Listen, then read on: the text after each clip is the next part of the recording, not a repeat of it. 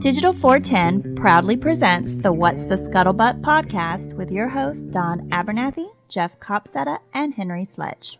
What's up, everybody, and welcome to another episode of the What's the Scuttlebutt podcast, your favorite World War II based podcast. And it seems like we were just here 4 days ago. Oh, that's right, we were last live on Wednesday, which has kind of thrown off my week already. Yeah, it's kind of weird to have a great show and then a few days later come back and line up another show. But joining us, as always, Mr. Henry Sledge. Henry, how you doing tonight, sir? It is a little discombobulating, is it not? When instead of our normal Monday, we do Monday, Wednesday, and then Monday. Well, in this case, I went Tuesday, Wednesday. You and I got together Saturday night and did a little recording. And then tonight's Monday, and then I got a show tomorrow. So, yeah, it really just kind of pushes the show together. Jeff cannot join us tonight, as some of y'all know. There's some crazy weather around the world, and some of it's landing in Jeff's area. Now, you all know Jeff lives in Texas, but what you don't know is Jeff lives in Texas. Like, Texas as in, like, hard to get home internet. And so he joins us from Sky-based internet, i.e. his hotspot and all that, but with the snow and all the weird weather they're having, just it wasn't going to work out for him. So hopefully he'll be back next week. But Henry and I are here, and we're going to bring some more fun to you. I think what we should do is start off the show with what we recorded on Saturday, so that we can give everybody a heads up who are members of Patreon, and so they know what to look out for. You have some of that ready to go? Oh yeah, I'm on it. Now after the show, I look forward to hearing it.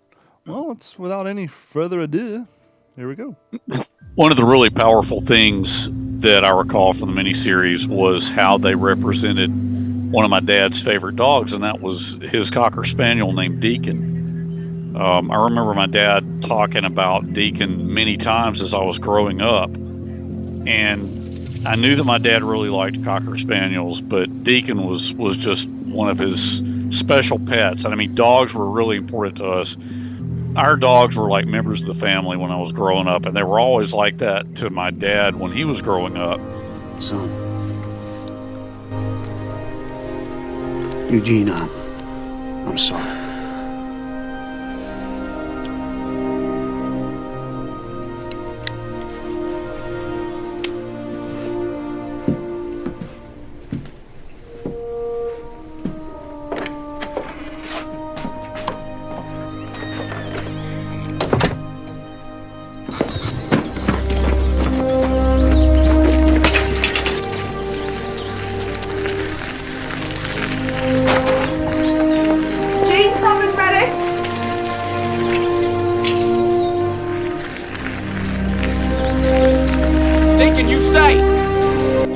And I know in part 10, when he gets the letter from my grandfather talking about how Deacon had been hit by a car and had managed to crawl home and died in my grandfather's arms, and then my grandfather had to write my dad and tell him that. And I mean, they were like around Half Moon Hill, somewhere in the mud fields of Okinawa, still trying to crack the Shuri Heights area, which was, of course, the absolute bedrock of the Japanese defensive system on southern Okinawa. And it was there, just sitting in a muddy, filthy foxhole when my dad got that letter from my grandfather telling him that Deacon had died.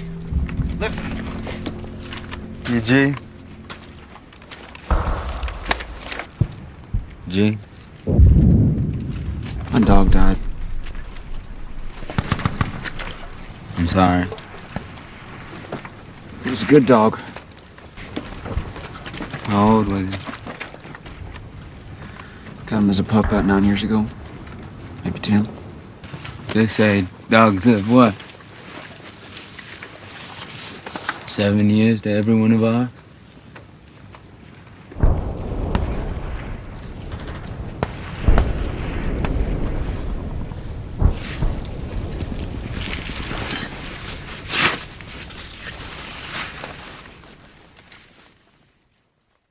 And it was just such a hard emotional time for him. What do you think, fella? Well, it definitely. I mean, those are the right tracks. It's hard because there's no like background noise, no music. It's tough just from the audio to really get the significance of that, man. I mean, there's a lot of dead air, I guess, but I No, mean, you wasn't couldn't dead help air. that. That's your Zoom. As you discovered last time, when you go back and listen to it, you'll hear all the background music. You'll hear everything you're looking for. It's just for Okay, some reason I play well, it through good. Zoom. Okay. But no, Hey, and for y'all listening at home, that's just a hint. We got more things coming. That was an idea of Henry's, which I think was a great idea to try to present to the audience some thoughts on, how the miniseries, how his family felt about it and how certain things were portrayed and how he felt about it. So if you like that, keep tuning back in because we're going to have more of it coming. sorry if I sound like I'm questioning your production skills, No worries. because that's not what I was doing. No worries. I forgot as soon as I said that. I'm like, yeah, man, it was the same way. And then when I listened to it on Spotify on the way to work, it was like, yeah, it's perfect. I hear the Corsairs flying over. I hear, all the background. I hear the gear clinking when they're marching down West Road. And it really worked. It totally worked. So, yeah. No, I think Zoom takes out a lot of that thing that's background noise, so that when people are having conferences, they don't hear all the stuff in the background. Like I just had to get up and shut the door because one of my birds started screaming for whatever reason. But Well, that really helps. But no, I think it turned out well. And the reason I also want to play it is you and I, we were probably recording for about an hour and a half or so Saturday night. And so for those of you who are members of the Patreon, and if you're not, head over to wtspwwii.com or d-410.com. Click on the Patreon link, sign up and subscribe. It only costs you $1 a month. It goes a long way to help out what we're doing here. Reason I bring all that up, if you're a fan of podcasts or radio or voiceover work and you kind of want to take a look behind the curtain and see how the peanut butter's made, with the exception of some stuff I took out of there, there's about a good 38-minute, what we tend to call the OG5 podcast, but it's background. You're sitting in with Henry and I on the session, how we come up with ideas. Henry telling me what clips he wants to play. So if you kind of want to see how that bit was produced and thought up, plus the other ones coming down the road, a little sneak peek, head over to Patreon, and that should be up sometime tomorrow. And for those of you guys who are already there, you can enjoy that and download it through the app and listen to it at your leisure. So a little extra treat for those of you guys who help support the channel in more ways than just listening. Yeah, and I mean we're just trying to put stuff out there to add another dimension to the way that we engage with our passion for the subject, for World War II history. And we were always thinking of new things to do to try to keep it interesting. Absolutely. And if you guys want to reach out to us, because we've had some great emails coming in lately and we want to hear more, email us at mailcall@wtspworldwar2.com. And I figure while we're doing audio clips, hopefully this will come through. One of the things Jeff and I and Henry have talked about over the years is we try to talk about stuff that's not talked about a whole lot or beat over the head. We try to come up with new subject matters, but there's a lot of stuff that we're not exactly up to speed on. And one of the things I said, I don't know, probably 8 or 9 episodes ago is I don't know too much on the North Africa campaign. We don't talk about it a lot here. And it's just not in one of my strong wheelhouses. Are you big on that particular campaign? The Mediterranean theater, I would say, is definitely a weak spot for me. And it's funny you bring that up because my friend James Holland, who, as you know, I'm reading his book Big Week, like last week and still reading it now. He has a book that he wrote on Sicily. And I listen to his podcast, him and Al Murray, quite a bit. They talk about Sicily, Italy, the Med, how that juxtaposes with the rest of, because everything in World War II is just like a massive puzzle with all these different pieces and everything interlocks, maybe not directly, but everything has a cascading effect in some way. And he talks quite a bit about the Med. And as the name implies, which I think oftentimes gets overlooked, the war happened more than just in the Pacific and European theater. Exactly. Yeah. In this particular case, I don't know a whole lot about the desert fighting in Egypt, Tobruk, North Africa, all those areas. And so I was going through Amazon this weekend, and I came across a little show that I was unaware of called Rogue Heroes. Are you familiar with this show? Yeah, I've heard of it. It's based off the book, and it's about the inception of the SAS, the British Special Air Services. Mm-hmm. And I'm going to play the clip. If you're into World War II, but maybe your counterpart's not, and they're tired of watching World War II based stuff, they'll enjoy this show because, yes, it's World War II, and yes, it's authentic, and it's semi-biographical. At the beginning of every episode, it has a disclaimer. It says, all the events, as absurd and impractical as they may seem, are all mostly true. Because how the SAS came to life and how they got to be formed is a quandary of happenstance, comedy, and right place at the wrong time. And so this series, it's on MGM streaming service, MGM Plus. But if you have an Amazon Prime account, you can watch the first 3 episodes for free, and then trial version for 7 days, and you just cancel it, and you can watch all 6 or 7 episodes. But the reason I say this would be great for a counterpart who's not heavily in World War II is, yes, it takes place in World War II, but it's done in a styling as if you're watching a modern day show. Now, if you're really hardcore into the nitpicking stuff, get over the fact that AC/DC is pretty much the soundtrack. AC/DC and Motorhead are pretty much the soundtracks on these episodes. Okay, that's really interesting because AC/DC, as you know, is one of my all-time favorite rock bands. They are the soundtrack. AC/DC and Motorhead, at least for the first 4 episodes. Like I said, it's World War II. The authenticity is there, but they try to modernize it to make it not seem dusty and history. It's like watching a modern-day show. And because of how things happen, there's some comedy written into it. I'm going to play the trailer for it, and you can get a juxt of it, and then I'll give you guys a brief history. I don't want to go full into the SAS because it'll be spoiler alerts for this TV show, so maybe in a few weeks or something, we'll get a little more into it. But here is a sneak preview of the it's a series on Amazon who is streaming for MGM Plus. In a world where there are no rules, no order, no organized plan, certain men must take matters into their own hands.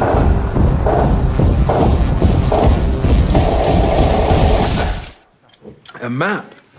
Oh goodness, this must be serious. The Germans keep advancing while we fold our arms. I have an idea that might move the war in our favor.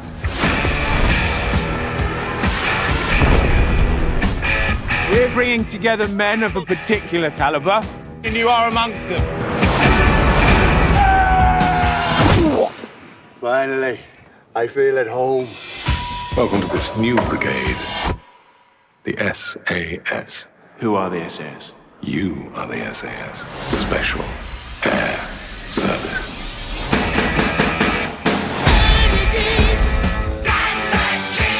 The British are losing the war, and I intend to do something about it. This is SAS base camp. We have a license to behave badly. How many women have you slept with, Rob? 12, sir. Welcome to the SAS. We have only one order. Go, kill, return. Good evening.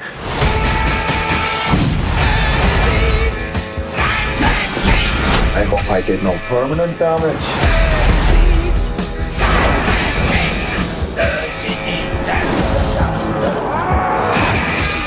We are a long shot. A shot in the dark. But at least we are a shot.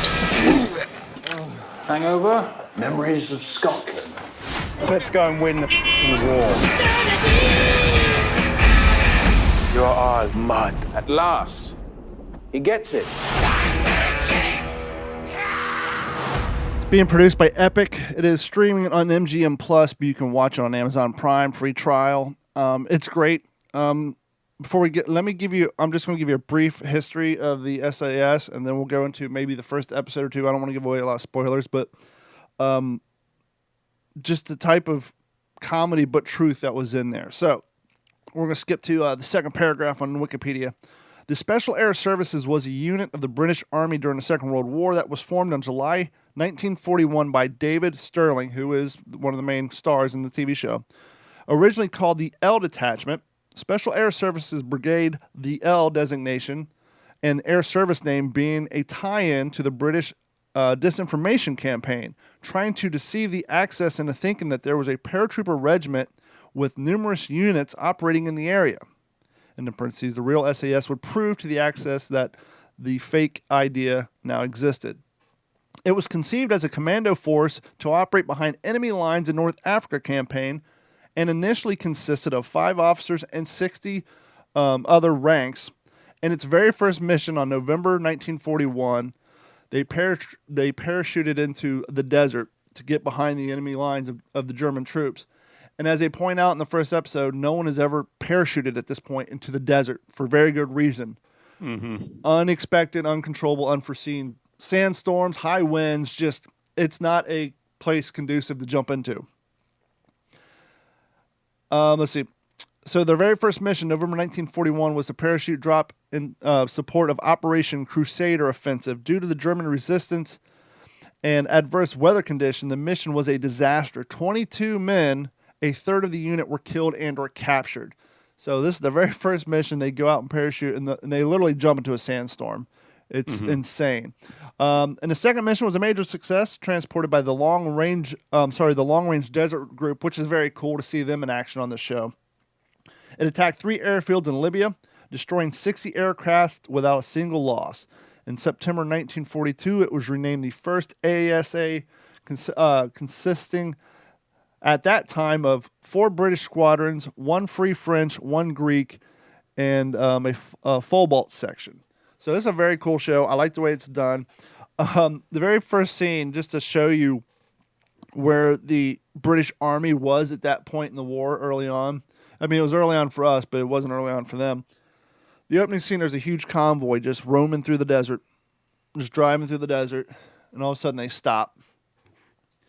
And one of the officers comes up to the front of the convoy to the Jeep at the head, and he's talking to his superior officer, and he's like, "Now would be a good time to bring up the Petro truck, sir." And the officer's just staring off into the horizon. He's like, "Please tell me you brought Petro trucks, sir." The officer looks at him and says, "No, I did not bring any Petro trucks, because I can assure you that every vehicle in this convoy has enough fuel to travel 500 kilometers. The exasperated soldier looks at him and says, "Sir, the target to which we are to go to provide reinforcements and supplies is 500 miles. And the commander said, "Yes, but we have French working in the motor pool."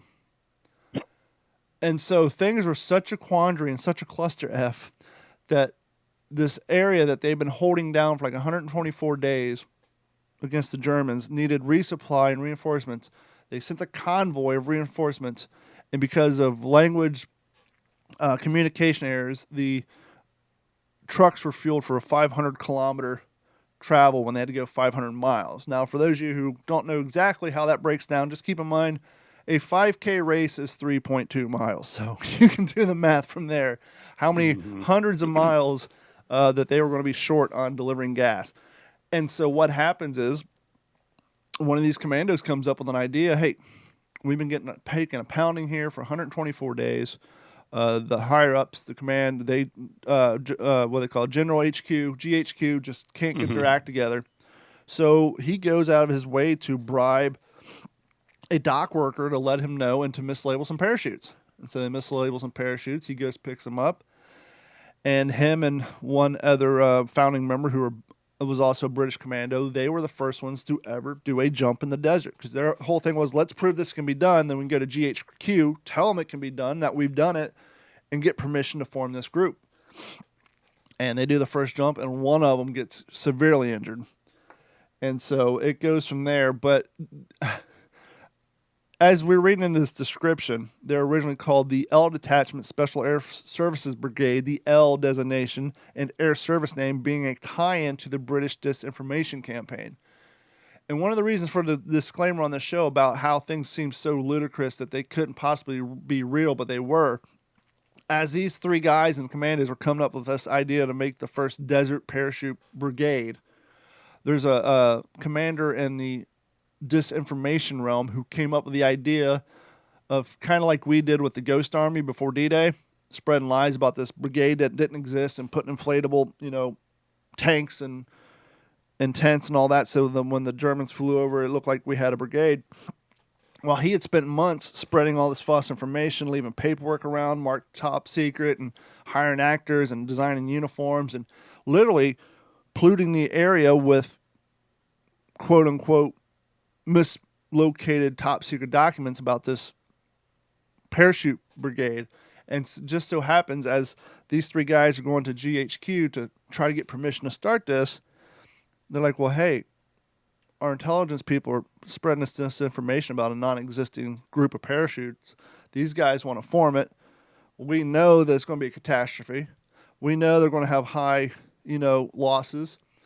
So what a better way to prove that this non-existing parachute brigade exists than when the Germans take prisoners or find dead bodies and them wearing uniforms. And so just how everything stacks up. But it's a damn good show. And it's even though it's epic and it's on MGM, it's all done by the BBC and it's all British production.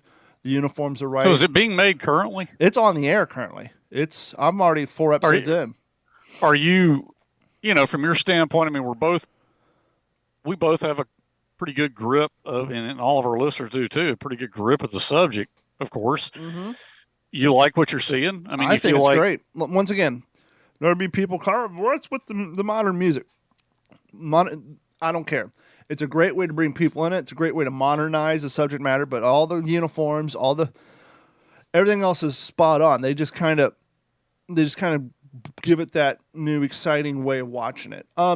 Here, let me throw this out there on the music, okay? And I haven't seen it yet, but you've got me curious. I want to check this out. I will say this. So, did you say they use a good bit of AC/DC? They do in the battle montages. Like now, when they're at a dance or a pool hall or whatever, they're playing of air 1930s, 1940s music. So you'll hear the swing music and all that. But when they're doing battle montages or training scenes, it's AC/DC. There's one where them and the Long Range Desert Group are driving through the desert and they got Motorhead playing in the background. Because once again, it's a British production. Sure. Well, and I'm not fanboying on AC/DC, although I certainly could. But I'm really going to make a point here. I will tell you, again, it's no secret I really listen to a lot of the James Holland We Have Waste podcast. They had Brian Johnson on their show. Wow. Brian Johnson, as you know, as I'm sure our listeners know, is the lead singer of AC/DC. And he is just on that point. I think Cliff had a house out here in Sanibel. So those AC/DC's been known to run around this area down here. Okay, well, Brian Johnson is a World War II fanatic. Nice. Like his uncle, of course, he speaks in this really heavy Irish brogue. I mean, it's an education to itself to listen to him and try to understand what he's saying. And his voice is obviously pretty frayed and cracked from, 50 years of screaming into a microphone. And race car driving. Brilliantly, we might add. But he speaks about his uncle who was like an Irish airborne guy or something, but I mean, he is big time into World War II history, and I mean so much so that James Holland and Al Murray had him on their show. That's great. So I'm just throwing that out there. That's kind of a little finger hold on. Okay, well, it's cool that they picked AC/DC to kind of. I mean, you've got to be curious here because and the Sex Pistols is because once again it's a British production, and so you get the the British punk and British hard rock sound, that whole thing. Well, I'm a Sex Pistols fan too. I gotta be honest, but it's a good show. I binge watched 4 episodes. Here's how good of a show it is. I'm not a big fanboy of trial viewing crap, but I watched the first 3 episodes. I'm like, what the hell? So I signed up. I signed up for the 7-day trial, and then I set a reminder on my phone on day 7 to go cancel it. But I literally signed up so I can watch this entire show. It's a great show. It's well done. Well, I'm glad to hear you say that because here we are in 2023, and I love the fact that obviously there's still some interest in World War II. Mm-hmm.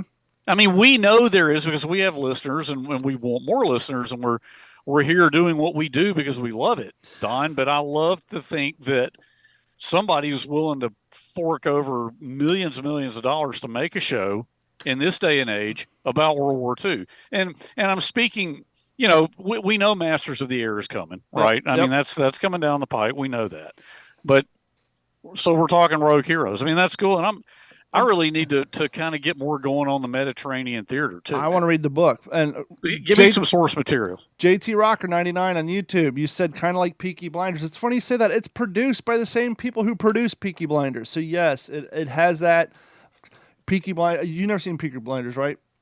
I have not. It's post World War I. All the guys come home. They're British, some Irish, but British street gang members. And so it's post World War I, and they have some modern music in there. And even though it takes place in the 20s and 30s, that you feel like it takes place kind of now.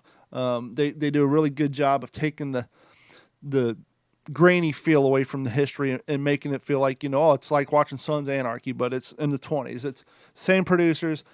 It's a big budget thing. I'm like watching this. I'm like that's not filmed on a sound stage. I think they actually went into Egypt and found some of these old ruins of these old school forts and that to shoot there, because it's a great show. And give me. You may have already. I don't think you just answered this. Can you give me some source material? It comes from the book Rogue Heroes. They produced it for TV based off the book. Who wrote that? I don't know. Let's look. Rogue Heroes. I should know that. The book. SAS Rogue Heroes. Here we go. Let's just go down to Amazon. Shop Rogue Heroes and Amazon Official. There's the show. Rogue Heroes. Rogue Heroes, the history of the SAS, Britain's secret special forces unit that sabotaged the Nazis and changed the nature of the war, by Ben McIntyre in Random House Audio. Is it Ben McIntyre? Yeah. Sorry, it's spelled a little weird. Yeah, MACINTYRE. That may be, actually, I think he did the audio book. Hold on. Yeah, I can't see. No, it said read by the author. I'm trying to figure out who the author is. Oh, Ben McIntyre. Yeah, author and narrator. Okay, so check it out. I met Ben at the World War II conference back in November. Get him on the show. I want to talk about the SAS. If you have, okay, I'll reach out. I met him. I don't know that I have his email address. I mean, he gave the keynote address because he wrote the book. My wife is actually reading it now on the Colditz Castle, where they kept prisoners of war. Yeah. The Prisoners of Colditz. I mean, I may be getting the name wrong because she's reading it first, then I want to read it. Absolutely delightful British guy. Wonderful sense of humor, incredibly articulate, very prolific. So he wrote the book Rogue Heroes. Yes, and it's such a good show. I'll try to reach out to him. I met him. I mean, probably what I need to do is, because I didn't get his phone number or anything. We'll say this for off the air, but yeah, we'll talk about it off the air. But yeah, it'd be great to have him on the show. But yeah, so if you guys haven't seen this yet, it's on Amazon Video. Like I said, the first 3 episodes you can watch, and then you just sign up for the trial version at MGM Plus, because it's an epic production, BBC. I'll be interested to see where it's shot on site, because what they do is they parachute in, right? Mm-hmm. They lost half their guys, as I read, and then the long-range desert team takes them out to the middle of nowhere. It's basically 300 miles from the Germans, 300 miles, and they are literally a no-man's group. They're only given 3 vehicles, and everything else is up to them. Any of the resources they have to steal. They have no mission statement. They have no hierarchy. They're just literally on their own. It's a new group, and they're just sent out there to make their own plans and make their own way. It's pretty crazy. And I'm intrigued. Yeah, I'm very intrigued. Like I said, after I watch the show, I'm going to read it. I'm going to order this book on Amazon. Well, I want to start checking out the show and read the book, and especially since I met Ben. The show is well done, and I'm watching some of these scenes, like where they're at. It's this Casablanca style, club in Cairo, and after doing background work and the right stuff, I'm watching some of these scenes, I can just see how they shot that day. But no, it's a good show. It's funny. It's funny as hell. And, well, I'm intrigued. Yeah. I was super excited. I think it's only 7 or 8 episodes, which is a little bit of a bummer, but It is based off the book, and it's. But you're saying it's being made now? No, it's on the air now. It's not being made. You can watch the show now. So they've made it. Okay. Yeah. Okay. No, what I'm saying is it streams on MGM Plus, but you can watch it on Amazon Prime Video. You can watch the first 3 episodes, and then you sign up for the 7-day trial for MGM Plus, and you can watch the rest of them. Okay. And you just got to remind yourself to, unless you want to pay for MGM Plus, but if not, you got to remind yourself to cancel it, which is easy to do through Amazon. You just go to Amazon and get a subscriptions and hit cancel. Well, and it will probably be distributed out more widely as time goes on, too. It could very well, because once again, it's an Epic. Epic is obviously owned by MGM, but I think that's a channel you can get kind of like HBO or Showtime. Some of the cable providers offer it, so I know Epic created it, but it's a good show. I would love to see it get a wide release. I'm very interested. And it makes me want to learn more about the Mediterranean theater too, because like I said earlier, I've always known, Rommel, the Desert Fox. Of course, Rommel ended up going back to Normandy, but the Mediterranean theater is just not my area of. I just haven't read that much on it. And that's kind of the exciting thing about World War II is after you read a lot about a particular area, you can just throw a dart at a map and, okay, let's start reading about what happened here. Yeah, no kidding. It's all there, man. If you like World War II airplanes, you've got German Messerschmitt 109s painted in that desert paint scheme, and they blow the hell out of them on this show. Tanks, and because it's all there. Kind of their mission is they figure, they haven't been successful bombing these airports from above. They've been having a hard time fighting them in dogfights, and so their whole thing is we're going to blow them up on the ground. That's why they're there. So their whole thing is let's go blow. And interestingly enough, today's January 30th. Wow, this month flew by. This day in history, 1943, January 30th, 1943, the British Royal Air Force begins bombing Berlin, Germany. The assault that coincides with Adolf Hitler's 10th anniversary as the German Chancellor was a massive daytime raid. So that happened today in 1943. Interesting. So what do you got on your list there, fella? Well, that what you just said was the absolute perfect segue, and I bet you planned it that way, didn't you? Oh, yes, because we're all about show prep here. The perfect segue, because I'm still reading James Holland's book, Big Week, the biggest air battle, World War II. So I'm kind of channeling on B-24s and B-17s, flying over the Reich, flying out of Germany. I've got, if I can turn it to get, for people who are watching, obviously our listeners can't see this, but I've got this thing's showing some wear. I'm not just super pleased with the way the oxygen mask is showing some dry rot, but this is a mannequin head. I've got an A-14 oxygen mask, an Air Corps flight helmet, and the B-8 one-piece rubber goggles. Got this from a collector probably about 20 years ago, but it's even still got the radio cord coming out the back of the helmet. So this is just in the back shelf of a closet. I had to dig it out from behind a bunch of clothes to get it down, but one day I hope to have a place where I can display this kind of stuff, because right now I just don't have that luxury. But that's to just kind of have a little visual there. But I want to pause real quick, just because you said the rubber's cracking out, and I actually have one of those masks that was given to me, same thing.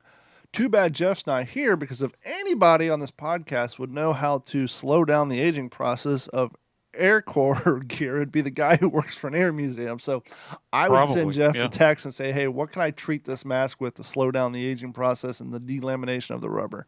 Yeah, this thing's been on the back shelf of a closet. I haven't looked at it in a while, and I see one of the straps is just completely failed on it. Yeah, mine's the same way.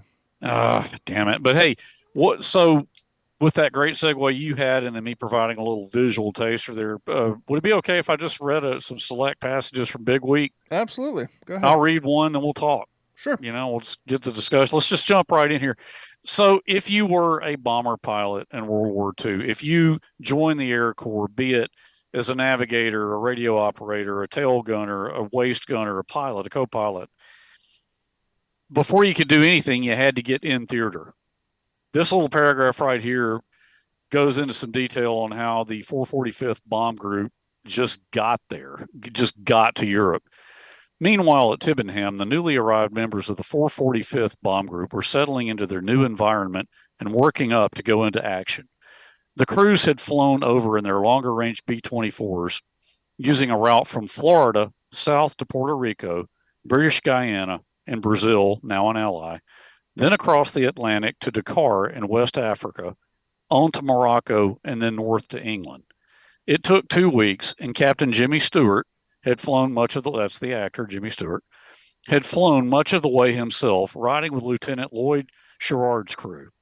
They had lost one crew, the Sunflower Sioux, which had also been carrying a further 4 passengers, including Stewart's master sergeant. Out over the Atlantic, they had given a mayday, then disappeared.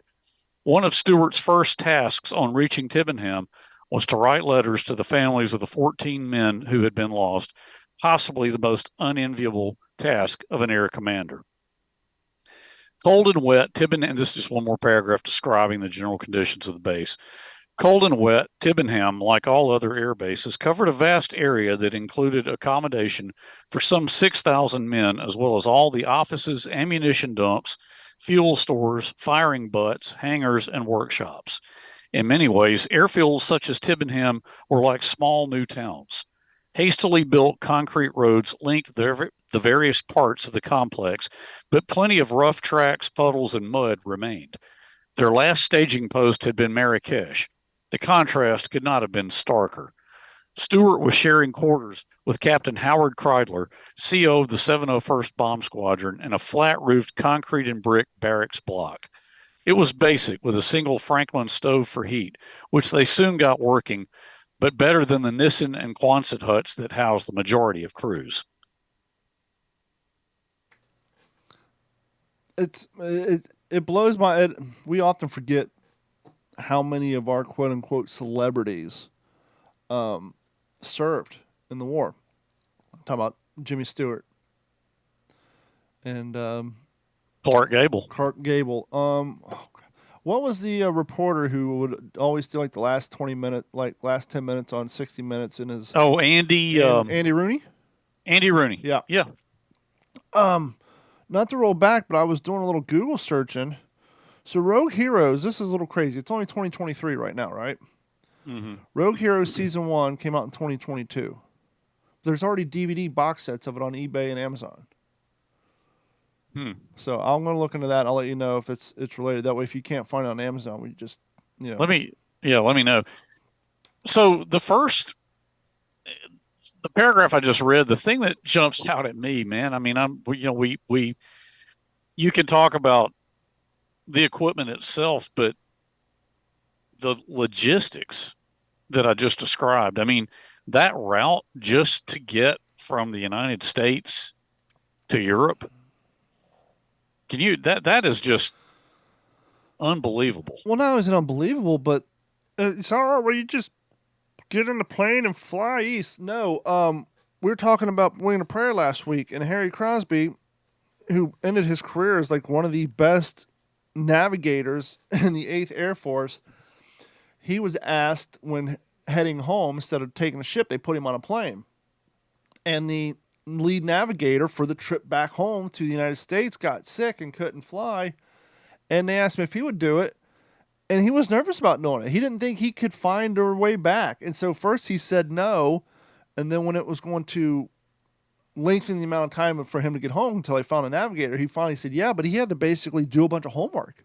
Mm-hmm. He had to do, because navigating is more than just point and come. You have to know the wind speed and everything else. And dead reckoning and pilotage. All that stuff. Yeah, and so it takes more than just a pilot and a compass to get to where you have to know a lot. And back then, I would love to know how those, what was it, the W36B computer, what was that? They had I know when I took flying lessons, and we're obviously a long time after that, back then they used, of course, everything's digitally computerized now, but the EA6B was what they used back then. But now for those guys, oh man, I'm not sure. You could do a quick Google search on that right now if you can. I think it looks like a giant protractor, it's insane. Yeah, the flight computer. Of course, the Navy guys had, the metal board, navigation boards that they they carried with them into the ready rooms, and when we went out strapped in the cockpits, they took them and slid it up under the instrument panel. But And I'd love to have one of those. But like you said, the technology or lack thereof, really. I mean, it was great technology for what they had, but by our comparison, your car and your GPS in your car is like a spaceship to what they had back then. Oh, for sure, for sure. But think about the skill. Mm-hmm. Just the sheer skill. I mean, my hat's off to the intelligence, the skill, the knowledge that those guys used. I mean, they didn't have the technology that we have now. I mean, I just took my Subaru in this afternoon and had something done to it because it was showing a bunch of fault codes and warning lights. Update. Do I? Needed a firmware update. No, it actually wasn't that, but I don't want to get into it. It'd take precious minutes, and our listeners don't want to hear about it. But it made me think of it because of the technology that it can provide information overflow, but at the same time, it's just in a way it kind of dumbs things down. I mean, back in those days, man, those guys had to know their aircraft. They had, hell, you had a flight engineer whose job, especially on the Lancaster, because the British Lancaster, their main heavy bomber, he had no co-pilot. You got one pilot, then you got a flight engineer who's sitting up there in that cockpit. His job is to manage all the gauges, all the levers, all the buttons, and watch everything so the pilot could just fly the damn airplane. Mm-hmm. The mechanics, the complication of everything. I mean, the complexity of everything. I just have so much respect for those guys. Well, as Henry Crosby pointed out in Winging a Prayer, there's 10 guys per plane, right? It takes 6 guys per. It takes 6 ground crew guys per person on that plane to keep one airplane up in the air. So basically, every single plane had 60 guys working on one plane. Mm-hmm. So it took 60 ground crew guys, mechanics, what have you, who worked basically tirelessly. When those planes came down, they were working all night long, loading them up, repairing them, doing everything they could to make them flight worthy for the next mission. Mm-hmm. And so it took a tremendous amount of work to keep those things up. And imagine working far into the night when it's bitterly cold and you're in a drafty hangar and when I don't want to take away from your next comment, but I got a paragraph. The next paragraph I wanted to read was describing their quarters. Yeah, go ahead. So picking up where I left off after the guys got over to Tibbenham, among those also settling in were the men of Bullet Serenade, piloted by Lieutenant George Wright. While Wright and his fellow officers had been put into a Quonset hut, the enlisted men had been allocated a Nissen hut. These cheap and easy-to-erect buildings look like giant cylinders sliced in half and put on a concrete base, with roofs and walls made from semicircular sheets of corrugated iron. The waist gunner and third engineer was Sergeant John Robbie Robinson from Memphis, Tennessee, who had turned 22 only that month. So this is going to be home, he thought, as he walked into their allotted hut. 6 beds either side, brick walls at each end, 2 dangling light bulbs hanging on cords, and a pot-bellied stove in the middle. Outside was an unfinished block that contained latrines, showers, and washstands, though no evidence of any hot water. That evening they were issued only sea rations, a rather tasteless hash. It was Thanksgiving Day, 1943. And so you had a hierarchy per plane. You had the pilots, the co-pilots, the officers, if you will. They stayed in the Quonset hut. The enlisted men, i.e. the gunners, the ball turret gunners, and they stayed in the Nissen hut. And as the aforementioned ground crew, unless it's snow and in blizzard conditions, they actually lived in pyramid tents.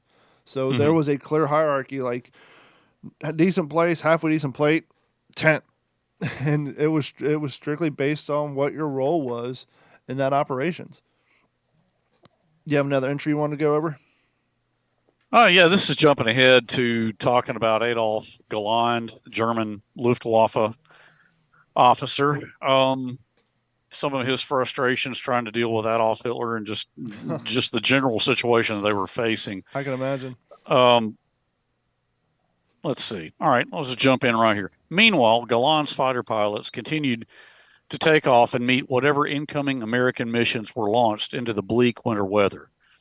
Second of JG Second, which included Heinz Noka's 5th Staffel, was now based at Plant Luna, southwest of Bremen. On 18 November, he led his Staffel against another American raid, but they failed to make an interception, and when it was time to turn for home, the weather had closed in, and the light began to fade.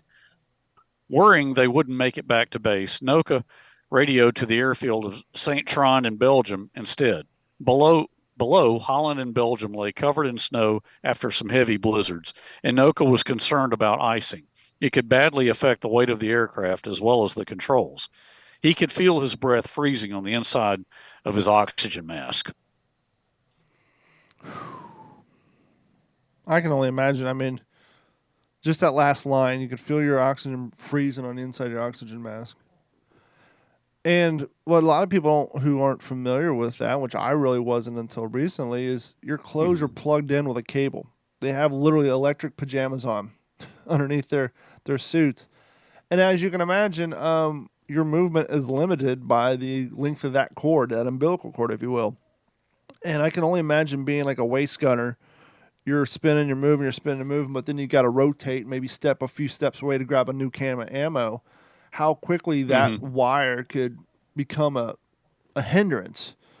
And then you'd have to unplug it long enough to sort yourself out, but then you get cold real quick and you got to plug it back in. And I can only imagine how long it took 6-volt pajamas to warm up back in. I don't think they're on 12 volt. I think it's probably on 6.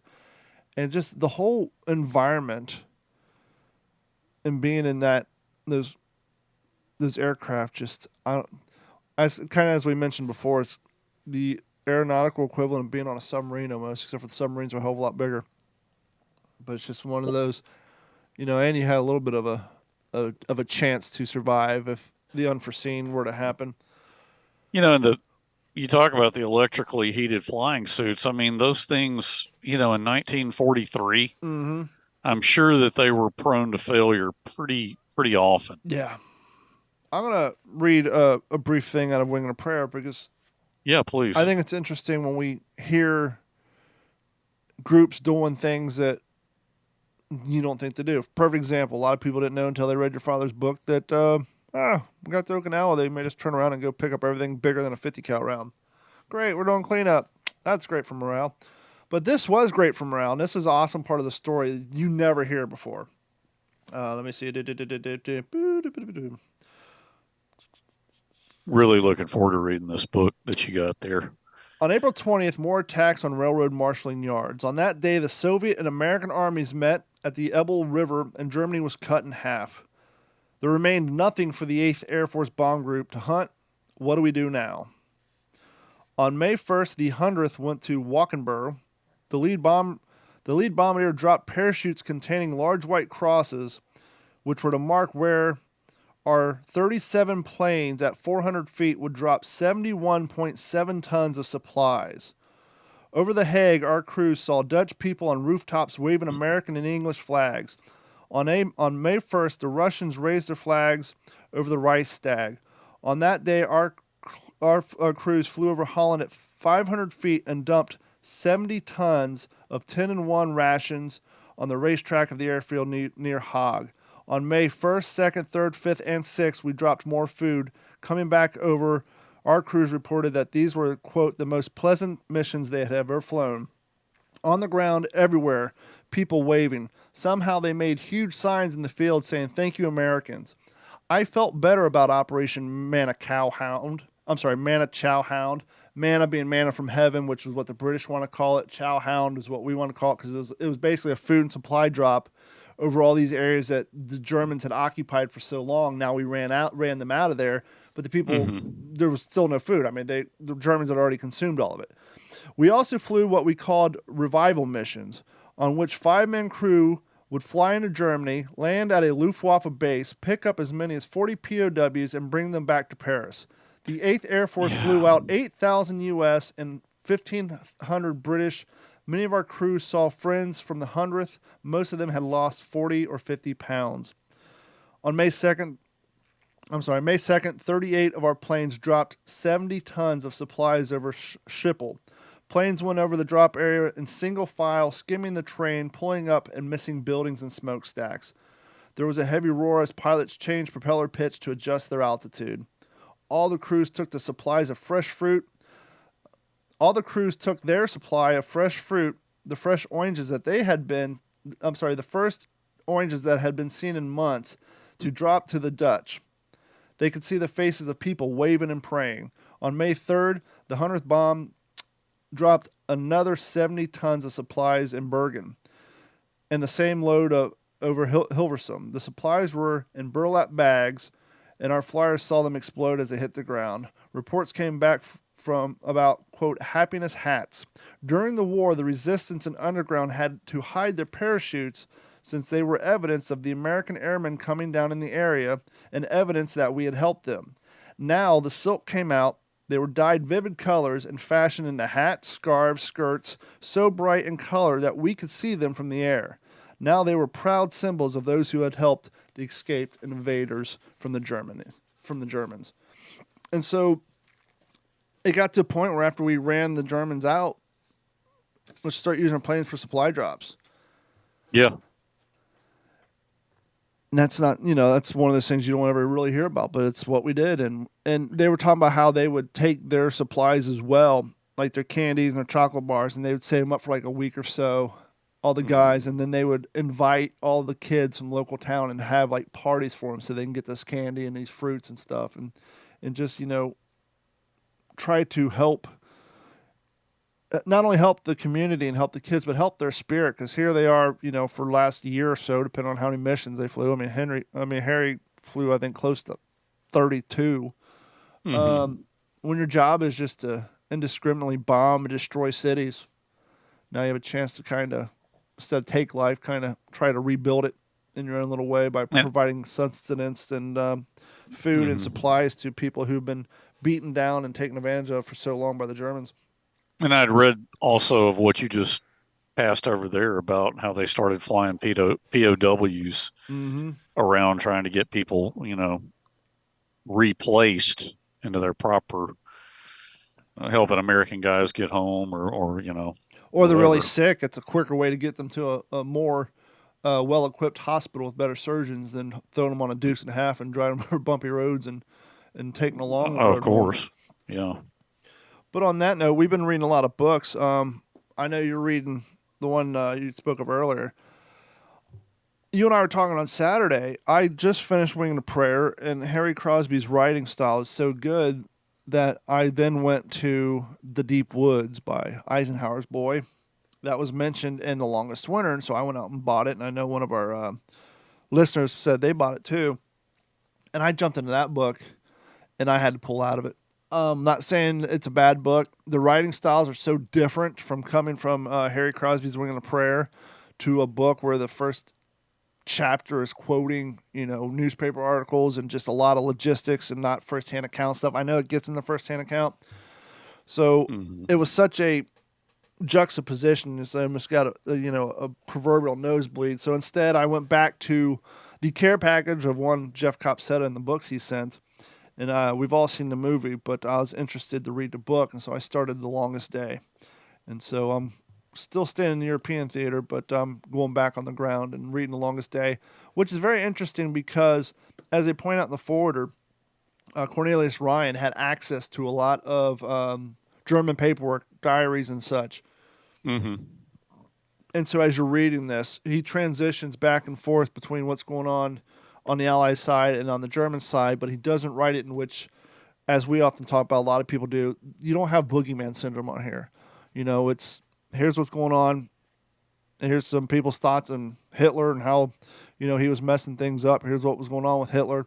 And so it goes back and forth explaining why the Atlantic Wall, quote unquote, wasn't as fortified as they wanted it to be, because up to a certain point they thought the war had been won, and so why waste resources?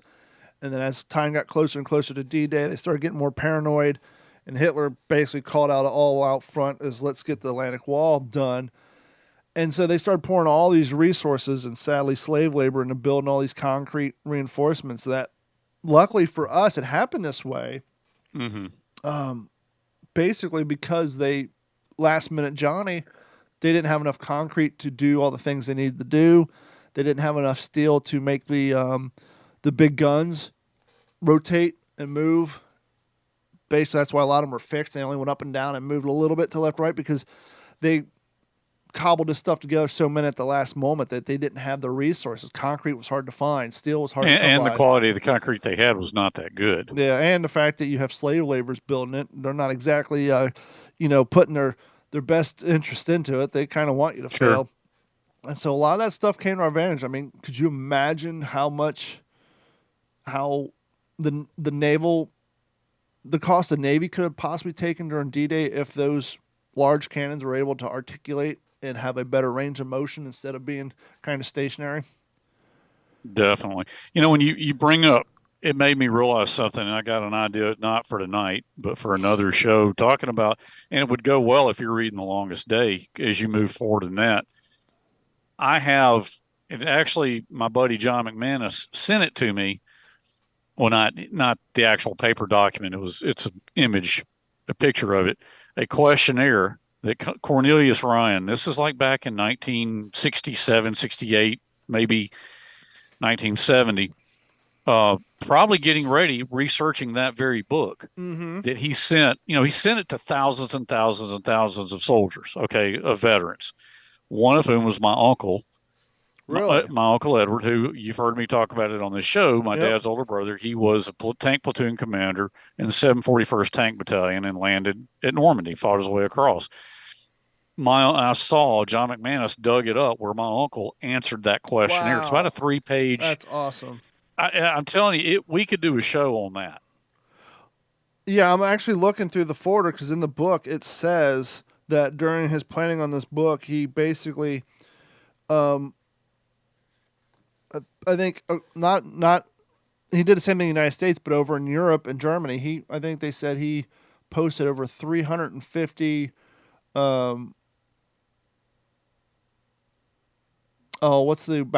back in my day we had newspapers, and in the newspaper you would have the listing of jobs and all. Classifieds? Yeah, he basically posted like over 350 different classified ads trying to looking for World War II vets.